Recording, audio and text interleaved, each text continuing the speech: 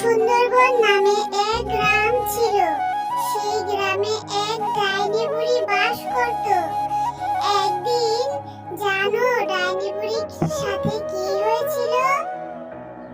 একদিন ডাইনি বুড়ি রাস্তা দিয়ে হেঁটে যাচ্ছিল, তখন দুইটি কেউটে সাপ তার সামনে আসে।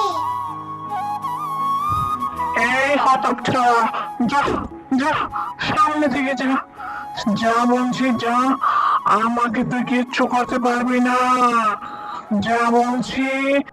ডাইনি বইকে কে সাহায্য করবে? ফোনটাও ধরছে না, ফোনটাও ধরছে না। আমার উচিত সাহায্যে কেন ফোনটা ধরছে না? ডাইনি বলে কি আমার ফোনটাও ধরবে না? হ্যাঁ হ্যাঁ, এই তো ধরেছে। হ্যালো হ্যালো, হ্যাঁ হ্যাঁ হ্যাঁ, থানা ওসি বলছেন? হ্যাঁ হ্যাঁ, আমার ঘরে আমাকে খুন করতে